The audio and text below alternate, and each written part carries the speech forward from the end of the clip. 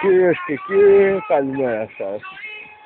Άλλη μια μέρα ψαρέματος έχει φτάσει σχεδόν στο τέλος της. Από ό,τι βλέπετε, καθόμαστε σε μια όμορφη ακτή, μισό λεπτάκι να σας δείξω, με το φίλο μου το Μαρίνο. Να το και ο φίλος μου ο Μαρίνος, πίνει καφεδάκι τώρα.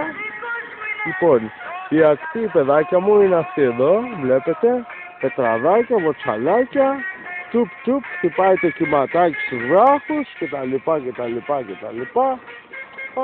Να, ένα καλάμι, μισό λεπτάκι, κοιτάξτε, ένα καλαμάκι ξεχασμένο, λίγο μακριά βέβαια.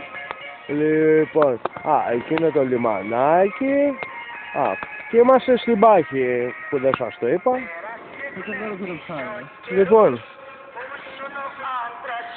εδώ βλέπετε τα πράγματα. Εδώ, αυτό το τραντζιστοράκι το αφάνατο. Παίζουμε μουσική, τώρα παίζουμε ρίτα βέβαια. Λοιπόν, και ήρθε η ώρα της μεγάλης στιγμής. Να τα ψάρια! Λοιπόν, αυτός εδώ είναι ο Τάκης.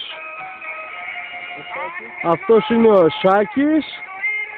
Αυτός εδώ είναι ο Μάκης. Που δίπλα του είναι ο Λάκης. Αυτός εδώ, αυτός μάλλον ποιος είναι? Αυτή είναι η σαπίλα. Αυτός εδώ είναι ανώνυμος. Και αυτός εδώ είναι ένας κασκαντέρ.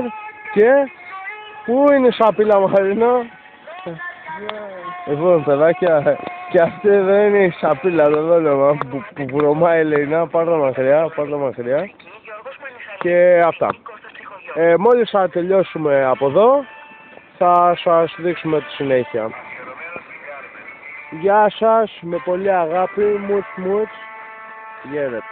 Χαίρετε.